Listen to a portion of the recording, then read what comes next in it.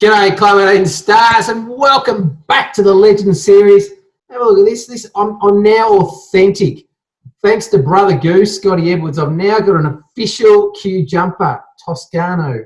Oh, there it is. Toscano quality fruit. Number 58, I think. So now we're feeling authentic. And the reason I've gone and got the Q jumper out again is because I talked to another past legend whose career transcended the Q days and then went to the Paran days. So we've started with where it all began. And this week we're talking to Michael Garoffolo, or Micky G as he's better known. And many of us wait until our careers are over before we receive the legend status. This guy played with the legend status right through from the day he walked in right through his whole career. So this guy, and we'll get into why on the way through this interview, but his European good looks and his deep baritone voice are the two of the things that will strike you when he gets on camera. And they were well admired by teammates, opponents, spectators, all the way through. And he made the wing at Victoria Park and every other ground we played at Paran days his own over the time. So let's hear from much loved legend of our club. Welcome to the series, Micky G. Oh, thank you very much, Deeks. What an intro. I think the interview is over. Far from it, mate. You know that. Far from it. So you're right. We have got a bit to cover here. You excited about what the chat ahead? Sorry, what was it?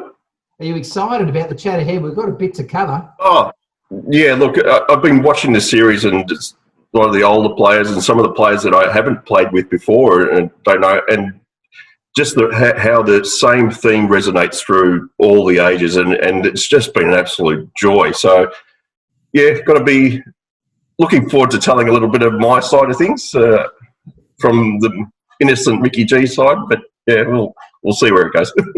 Yeah, let's see if it stays innocent too. So let's go right to the start, mate. Where did it start for you? How did you join the club? I think probably mine was probably similar to a lot of other people, was through Mick O'Day. So Mick O'Day used to work with Frank Guppy. And at that stage I was dating Frank's daughter. When he dragged us, he and Ryan Guppy, we both sort of came down in 95, was pretty much the first year that we started. I think it was about a year before you and the rest of the boys joined in. Yep. So Frank Guppy was the team manager? Our Kung Fu Master team manager, yes. So you're dating the team manager's daughter and trying to get a game. So that's some advice there for anyone else. Careful of that. And exactly, so why is he the Kung Fu Master? Let's go straight to that. Why was he that name? Frank was and probably still is considered as my second father. An all-round, genuine, great man. Very, very, very protective of his little boy Ryan. More so than his daughter, by the sounds. Yeah. I don't know what happened there. I don't know why he didn't kick me in the head, but a few years before that. But that game, I vaguely remember. And I can't remember how it started or how it began, but all I knew is that off from the wing, off the boundary, Frank comes running onto the field and he's throwing kicks at players, and it was a Frank Guppy move. It was, and I think he got the Kung Fu Masters pretty much straight after that. Yeah, running glasses off the head, running, kicking opponents. I don't even know if he got suspended for that. No. Amazing. No, Mick. I think it was an umpire that just loved us. Dave. The Mick O'Day Dave. Yeah, Dave must have been umpiring. I think that Dave, and Mick O'Day's probably just had the chat in the ear. I'll take care of it, and as Mick O'Day would. Yeah. Remarkable. And as I said, you've dated his daughter, and you're watching a bloke kicking. So did the relationship end soon after that? When you thought? Yeah, it actually didn't last that much longer after that, did it? No. I reckon your time attached wasn't too much longer into our career. So it's, anyway, we won't move on to that. So played 95 through to when, and how many games do you reckon you played? Oh, I think it was I don't know, early 2000s when I did my ACL. I'm probably pushing maybe 100 games. Yeah, you'd be somewhere around that, I reckon. I don't know the number, but I reckon it'd be somewhere around that. We played 100. We had 100. Yeah, I know you had 100. We did? Yeah, I remember the 50th. You had whipped cream on you. There's a clue. Yeah, I remember that one. Yeah, okay. You're back on. So tell me about it. Do you remember your first game? Yeah. Quite intimidating. A lot of the boys were older than I was. I mean, I was 19, 20 when I started. Hadn't played footy for, at that level or any level for 5 or 6 years. Only school footy and things like that. And coming across, it was a different dynamic, unusual when you're a young, fit kid thinking, I'm going to play footy, and you're looking at these older blokes going, I'm going to run rings around these guys, and surprised that the smoking at quarter time, half time, and I fit in here perfectly. And it was, so that was an instant connection there with Coro and Quinny, because they had, they stopped, went to the boundary line. That was the first game. Went to the boundary line, grabbed their smokes, came back during the address and was smoking. I was like, this has to be the greatest football club I've ever come across in my life. In the meantime, Frank and Ryan were like going, what's going on? What's happening here? But took it in their stride. But that was the first time I played. I didn't get much run. Obviously, will probably lead into why I have my nickname. But it was again just one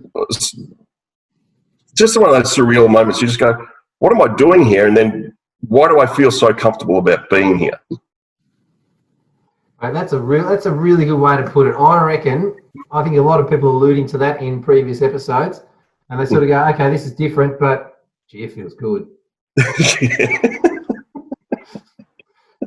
So you've touched on something here, and I did have the question.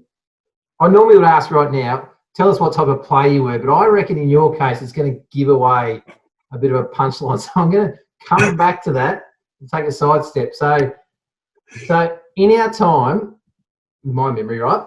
In our time, we had the Denim Man, Micky O'Hanlon, great fellow Micky O'Hanlon, not the man in denim, the Denim Man.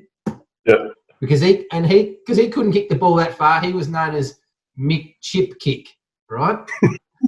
We also had another bloke, Nick Lick Your Carcass, and that's for Brother Goo and Goo. They'd appreciate that name. Who didn't get a lot of the ball, and he was known as Nick No Kick. No Kick, yeah. Hedge came up. I think it was Hedge came up with the nickname for you. What was it? The absolute legend, Hedge. Have the utmost respect for that man. I remember it was at training, and I think it was in actually the year you guys came down in '96. It was the year after, and we were just doing some kicking drills on the side, on the wing there at Q. And there was, at that time, I think about 4 or 5 Michaels. But even Hedge just goes, I think the first run through was Mick. Second run through, he looks at me and he goes, Mick shit kick. And 15 other blokes just laughed and went, that's it. And that was it for the next 10 years. I mean, that was it. That was your name for the whole team. Shit kick, shit stuff, shit. It was just you. It worked. It worked. And never had an issue with it. Never had an issue with it. Very fitting, because unless I'm at full speed on the wing and kicking across my body, that's the only way it's only going to hit someone. And that was the reality of my kicking style. left foot just didn't work. So talk to me then about. Have I got this on gallery? I need this on gallery. That's what. No, sorry. Speak of you. That's what I want. So give us a kicking style. Try and describe it to the listeners or the viewers out there, Mickey. What are we talking about here? So it was a toss up, very high kick. Generally wouldn't get it. So we realised that I'm a terrible kick. And it wasn't until 10 years after I finished my playing career that my father actually explained to me why I was such a bad kick. So through I played under 10s and I never had a football until that point. So I was always playing and practicing with a balloon. And hence, if you think about it, and I went, oh, that makes absolute sense. Why? Because the balloon would float, right? It wouldn't drop. So my learning of kicking was at a very high point. So when I was playing, the ball had to be at that point because that was how I had learned to play football. So thank you very much for Dad for not even buying me a plastic football. But that was it. That's the reason, and that was the style. So I reckon you've probably got, let's say, 100 teammates you play footy with go, that makes sense. Yeah, that was, after 10 years after playing footy and finishing football that I found that out. Yeah. And see, I think did you play some rep footy when you were younger? You had a coach in your junior career who gave you one piece of advice because and we're underselling you as a player, and we'll get to that piece because you're a good player. But you had a junior coach who gave you one rule, I think, didn't they? Well, the one rule was hit as hard as you possibly could, just for everyone's. There's probably a lot of players that I played with and that won't know that I grew up in Broadmeadows. Lucky you're not there. So sorry. Lucky you're not there now. Yeah, exactly. So when you're playing football in Broadmeadows, there's a couple of things you're taught, and that's how to take a hit and how to give a hit. So tackling and hardball play was a very major part of training because I would be playing in under 10s, but the guys would look like they're 18 years old. And at the same time, you probably had to learn how to disarm one of the guys with a semi-automatic rifle. But that was Broadmeadows back in the early 80s. That was very much, this is probably how we were taught and in that sort of time frame, but also what I admired in players that that I probably looked up to in those early days. The likes of Robbie Flower and Mark Harvey was a local boy in Keilor. Very much the two players that stand out for me in my early days, even though I'm a Geelong supporter, but just their toughness at the ball and just no fear was what I admired and probably what I would try and replicate in my own game. Yeah. So would you say, because the question now comes in, what sort of player were you like and who would you compare yourself to? Are they two of the guys you'd compare yourself to? Or? Yeah, but they just had skill. I didn't. So my game was probably built around those loose hardball gets and getting metres gained. That would probably be how I saw myself as a player. And if you're alone on the wing chasing the ball with me, you've got no chance. No. Because look, let's say the type of player you were. So you're lightning quick and brilliant on the tackle. And the only downside of your game was the kicking. So probably for me, I was probably going, my AFL player is probably closest to Jason Daniels, but that's not going to sound as good if you remember to say Kilda.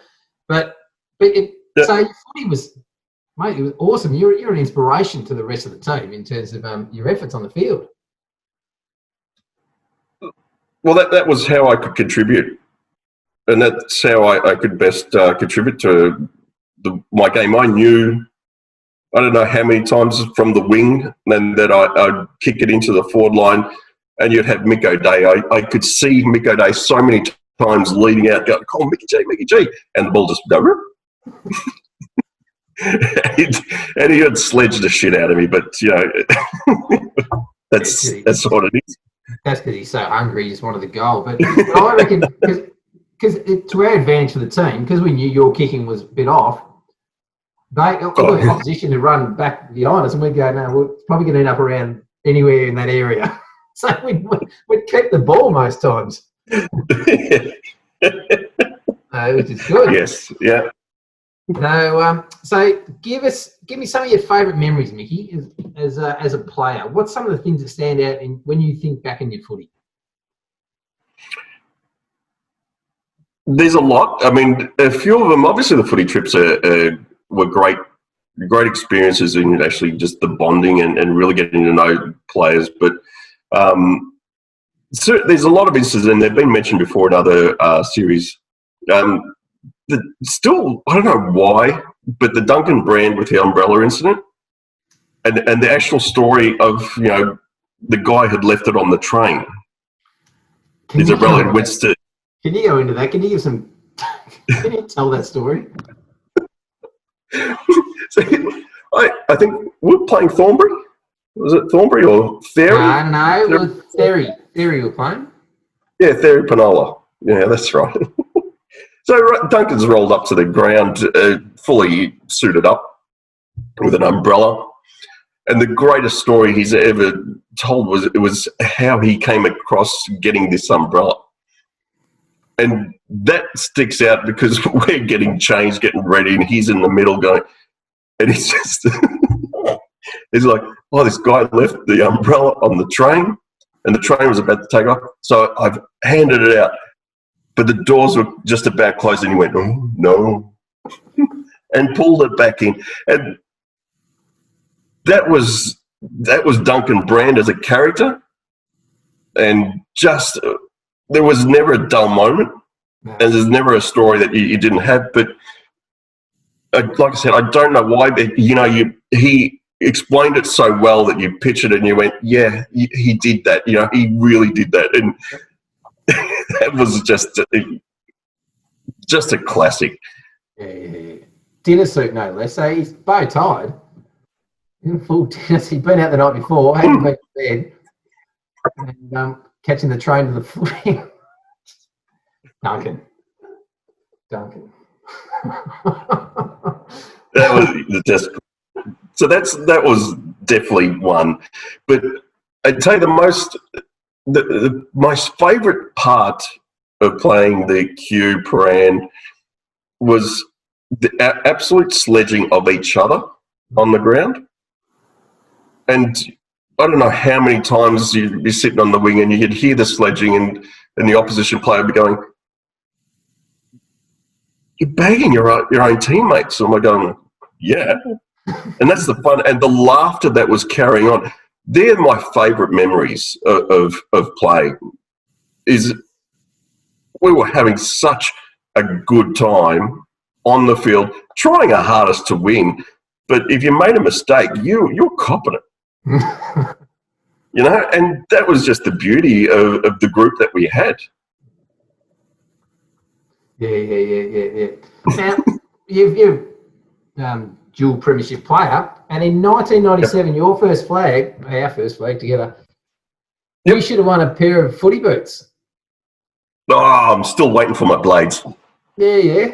Talk us through why you don't have a pair of blades. So, if you ever watch the any of those out there and get to watch the video of the 97 grand final, listen to the commentary carefully. And even actually, if people do have, and I'll grab this, is this first edition. This first edition should be reprinted, and everyone will really get a really good insight as to what the nucleus of our team was, right? Yeah. So the incident was it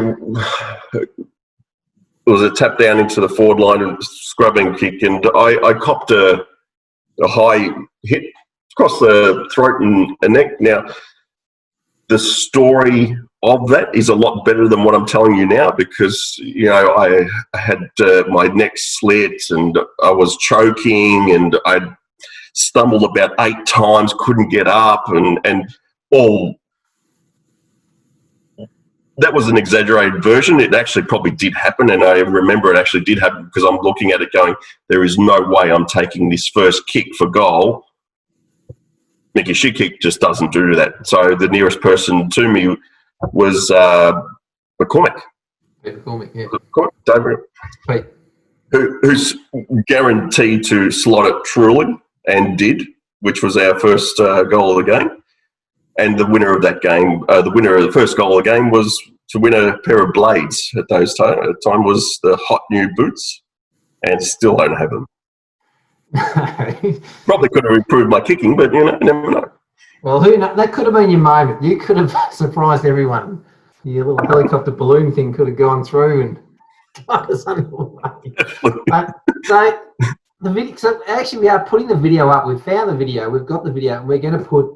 We've got the 94 video given to Gears and the 97 video. They're going to be put up online on the Clubbies website thing here. So it's going to be up there soon. And so for the viewers out there, in the first quarter, it's probably 10 minutes in, but have a watch. And it's just remarkable how footy was back then. So you copped the hit. There was no question you copped the hit. And you're walking along like that, and the umpire's going, oh, you can't take it. Pete McCormick take it. We're saying to you, get away. Don't take a chance that you can have this kick. And Pete McCormick, bang, straight through, 40 out, straight in front, goal. We're off and running in the grand final. And we won by that goal. Yeah. It's just remarkable how you just you're standing beside him having a drink, watching him have a shot. I'm picking this up. I sprinted back to my wing straight after it, after the goal was through. I'm fine, Yeah. I think Dave Winlow knew what you were kicking like and said, probably better you don't take it, young man. So that's brilliant. So give us some of the standout players you've played with. Who's some of the better players you play with over your time? Oh, there is a list that I could probably mention every player, definitely for various reasons. The characters of the club at the time that were playing, the likes of Duncan Brand again, Tim Morn again. Timmy probably copped the most of our sledging through his career, but again, just a pure character. Trev Miller stands out for me, just totally crazy, but could win a game by everyone just watching what he does. When it comes to skills and all-round players and fully rounded, Tim Hanardi stands out for me, Ryan Guppy, yourself, because I've never seen anyone with the best hand-eye coordination ever. That's yourself, Deeks. Thank you, and you're not too bad on the dance floor either at those days, but Andrew Lazarus stands out, the man that had the highest elbows I've ever seen. But again, just great skills, great person. Goo, Jamie Edwards, Ivac, CJ, Pete McCormack, which I've mentioned, Terry Lucas, just an absolute genius on the field. Dolts, I saw Dolts play in a couple of games in the early ones back in '95, and wow, this booming, dead-eye accurate kicks. Cougar, Carey, Stores, Kobe Jones, I'll give him a mention. He was an interesting one too.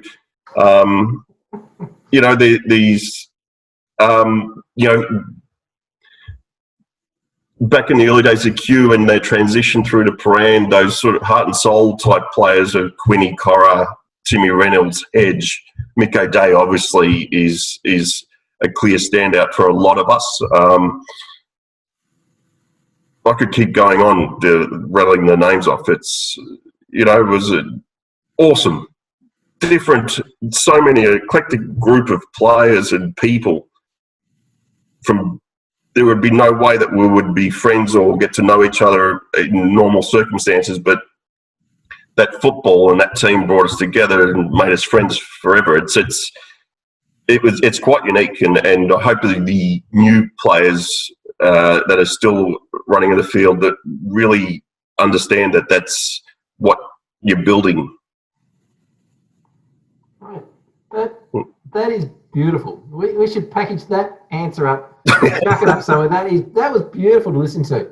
Except the bit where you've got Tim Hanardi, Fat Boy, and the mention of your standout players. We'll edit those bits out.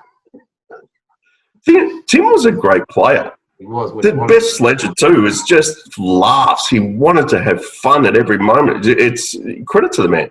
Hang on, you're talking about Fat Timmy? No, I'm talking about Tim Hanardi. Oh, good. God almighty. Gee whiz. All right, mate, well done. That was very nice. So what would your playing weight have been?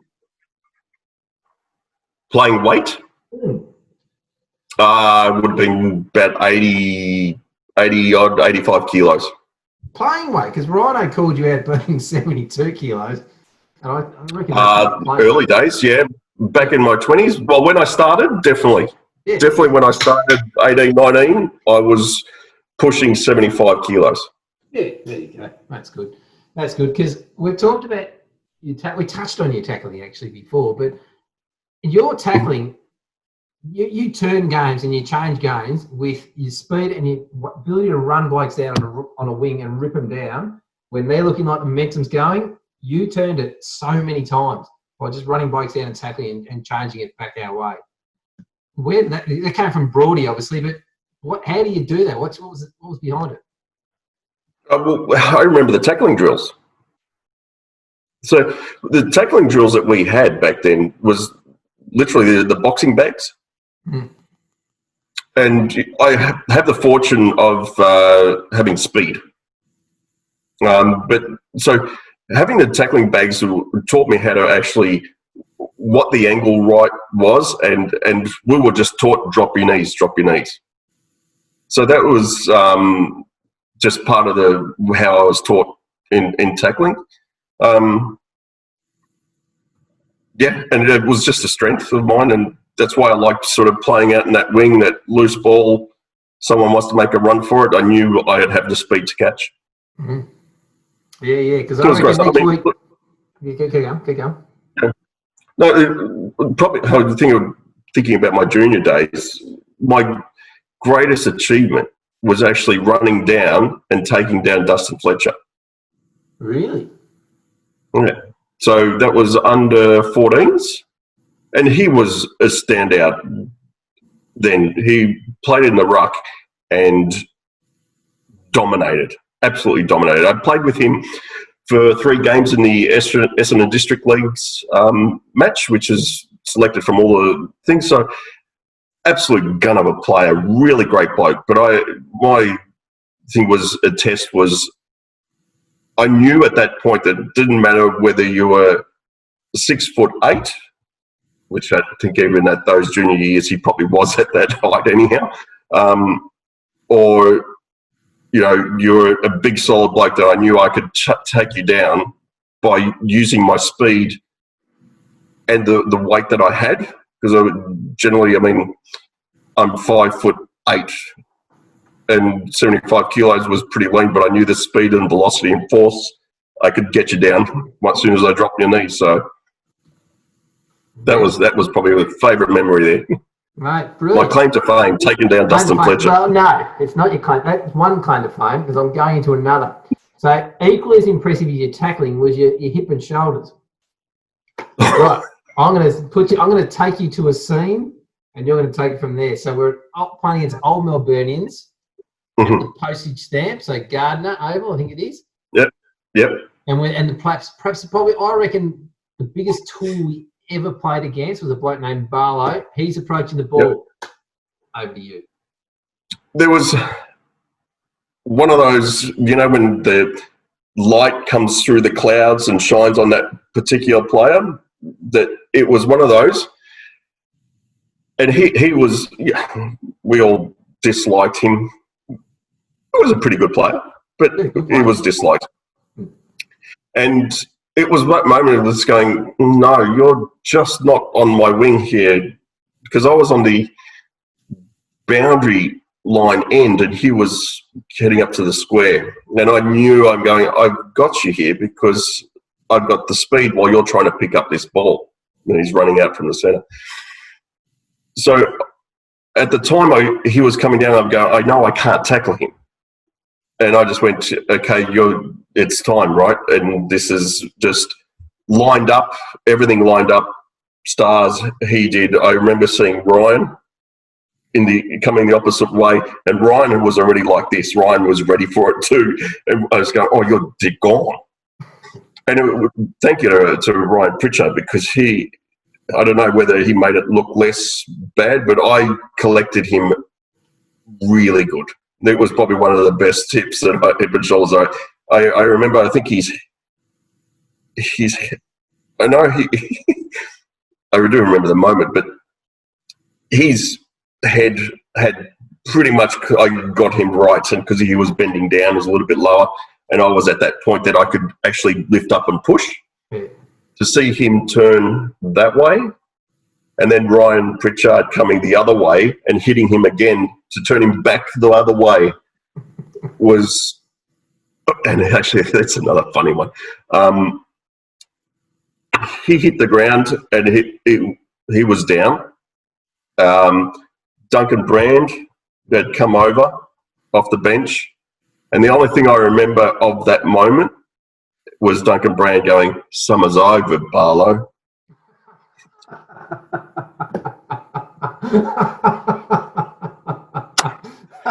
Which is a famous quote from Big Wednesday.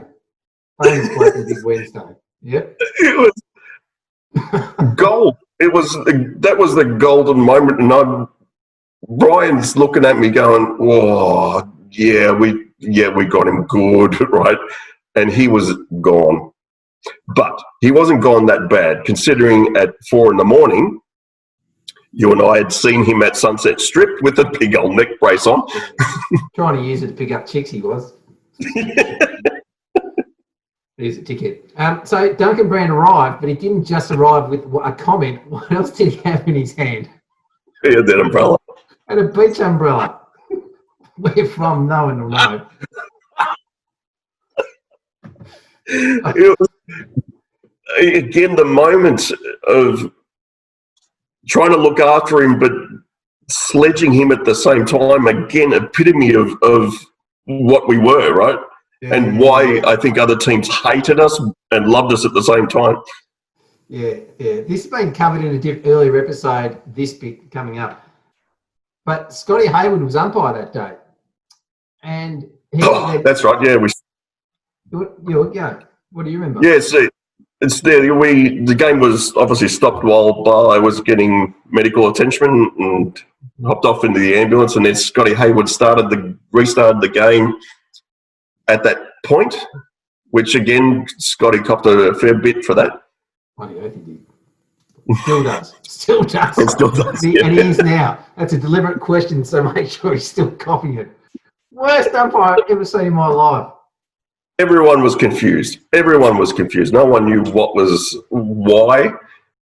Whether he was right or wrong, I don't know, but it is what it is. Making up rules on the spot will confuse people. That's what I'm saying on that one. So, yes. So, also as part of your playing career, you took on coaching in 2001, Mick.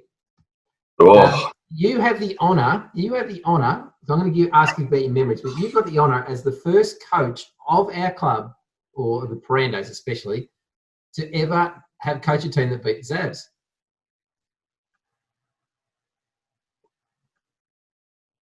You did. Did we? Remember that? Okay. No, I don't remember that at all. Yeah, we beat Zabs at the postage stamp. And I was going to say, what's your memories of that day? They're obviously pretty thin by the sounds, but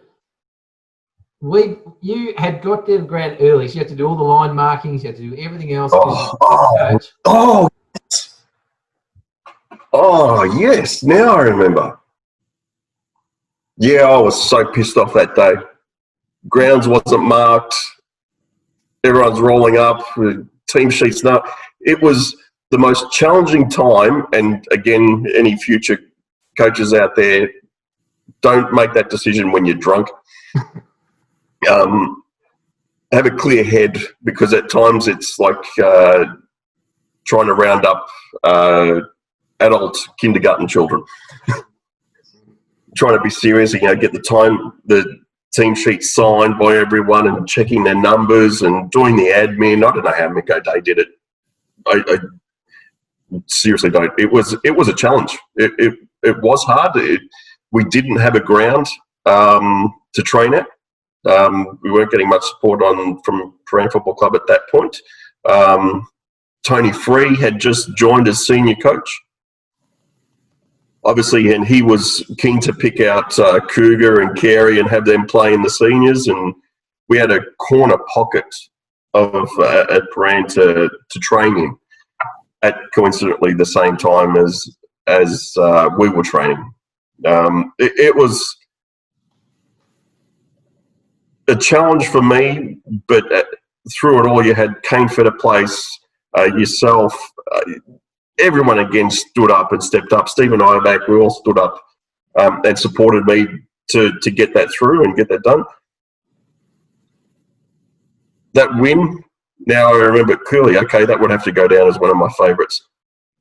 Well, yeah, that would go down as one of my favourites. The night game at Vic Park was definitely a highlight. Playing at Vic Park and against Zabs was just awesome.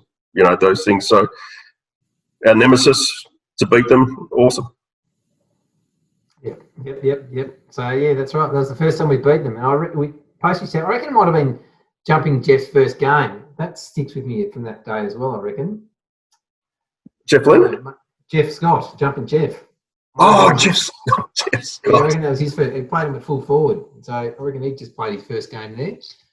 Yeah. Which is good. But it was that season was a season full of anarchy, Mickey. There was lots of stuff going on that year. We beat Zaz, we didn't make the finals, and we dressed up more than we played footy, I think.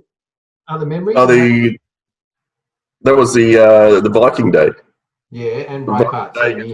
Yeah, thank you to Ryan Pritchard on that one. That was, again, awesome.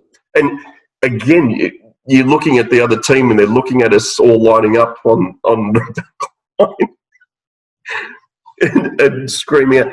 And they had no idea what was going on or why, and looked at us as but again, no matter what the situation, we made it fun. Yep. And we had good results when we dressed up too. So I think there's a future thing in there for everyone. That's good. So yeah, well done on coaching. It was out of control, and it's hard. One of the hardest things you'll do. So you respect every man who's coached footy after you do it, I reckon. Yeah, for sure. I mean, the utmost respect, especially with Mick O'Day, who did it for so long. Just you never realise. I mean, he had the support of us and things like that, but just trying to roll us up and get us going and prepare for a game when we had come straight from a nightclub. It's almost impossible. Yeah, that's right. So, Mickey, we're going to do a bit of word association now. You add a word, a phrase, a story. Go wherever you want to go with this. I'll mention something and you go, right? Now, you go as far as you want on this one. This is up to you, knowing that other people might see this video. I'm going to ask you about the number 50. What a great year that was. What a great year that was. A year and a life. You might want to show that. You might want to show others this one, though. So just go as far as you want. M-rated. Yeah. Look, that was the year of my 50th game. Was it? I I think they coincided actually. Right. Okay. Good.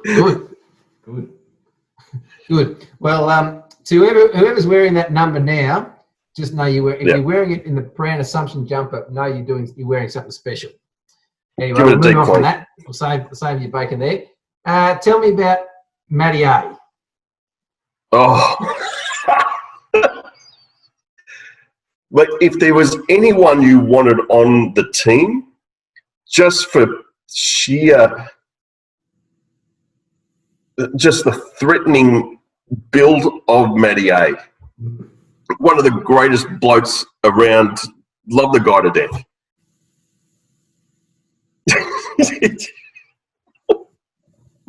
It's just,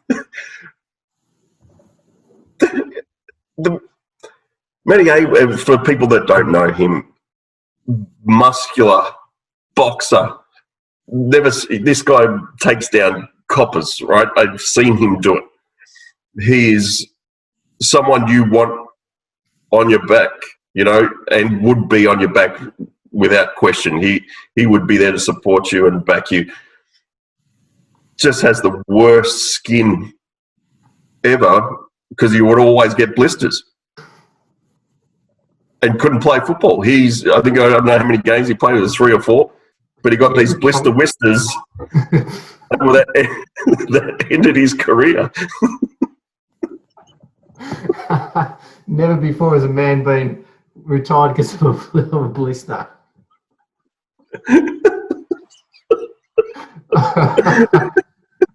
Oh my God. It's offered so much. God giveth and God taketh away. I think that's one of his phrases. My God. You've covered off most of the other people I had on my list, but I want you to talk a bit more about Mick O'Day. Oh. I know people have spoken about Mick O'Day and the Godfather.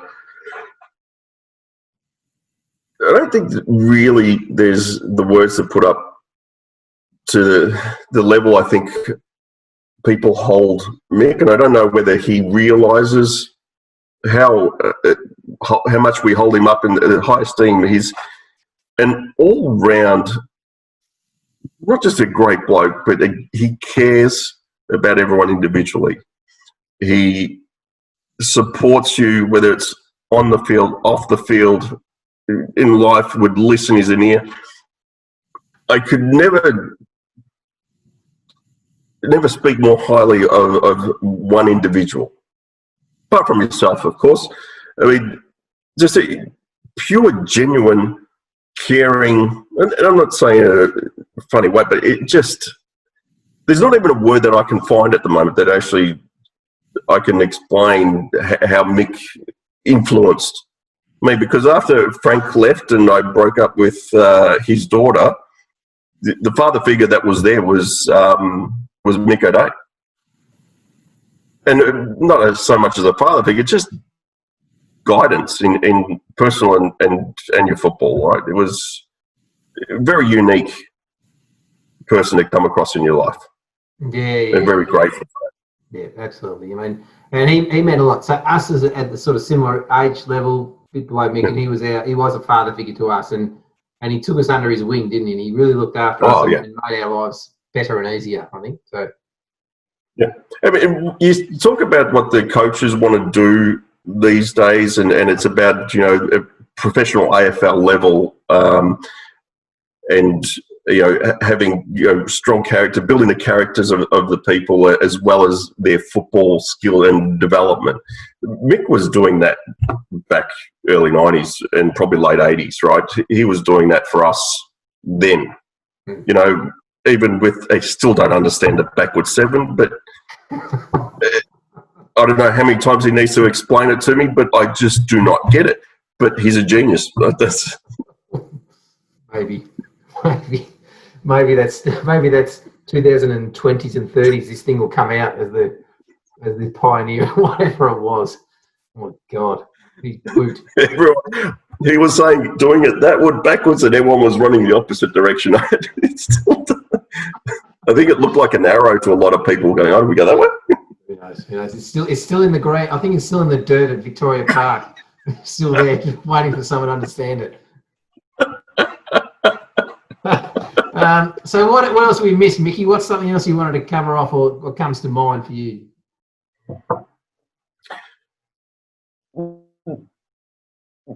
Apart from the series, I mean, the series is the idea. I think it was Geary that came up with this. Awesome. And, you know, really for the new players that are still playing, I mean, it's a tough year for you all, but it's the beginning for you right now. If you're a current player, it's just stick together, play and work together, right? And your successes will come.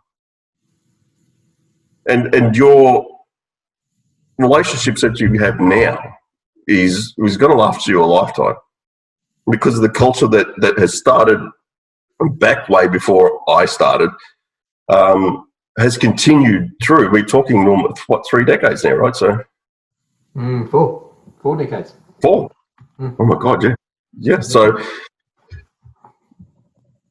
if there's a message to them, that's probably it, you know. Enjoy it.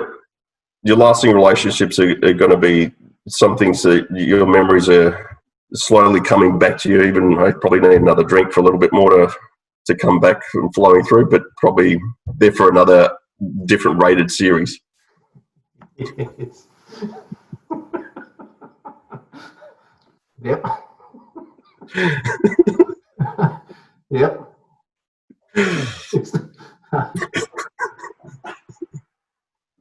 Yep. Yep, good. Mate, that's beautiful. That's a beautiful message. So, because I was thinking to ask you about your message for the current guys, and you've just probably covered that. So, but that's brilliant, mate. That's brilliant, because it's so true, isn't it? And I think you've said it really nicely then. It's still the beginning, because everyone who's retired and talking on this thing is talking about, mate, if I could put myself back in that spot and just still be there to what it was, we'd love to be there. Everyone would you'd love another opportunity to put yourself back in that moment, wouldn't you? Oh, for sure. Look, without any doubt. So those moments stick to you over a lifetime. It's, again, I probably said it earlier, it's the uniqueness of that Club 18, the Q Paran Club 18s is, I've never come across it, and you never will. There's so many different groups of people that come together that it's one of those moments in your life that you hold on to and enjoy every minute of it. Yep. Mickey, we might wrap it up there, mate. You've ended on a beautiful moment. You've actually done this beautifully all the way through, mate, because I had written there that you turned game with your hardness and all that sort of stuff. But for me, it's always been clear from playing with you, and then even talking tonight to you, that you loved your time with Q and Paran. You loved your time with this club. And that's really shone through, mate, in this interview. So, mate, you've nailed it. You've done a beautiful job. So thanks for all your stories tonight. No worries. Thank you. Yeah. So, Mickey, you are a clubby legend, as I said, right through your career. You didn't have to wait till the end, but you, right through your career, legend status all the way through, Mickey. So great job. Thanks for coming on tonight, mate.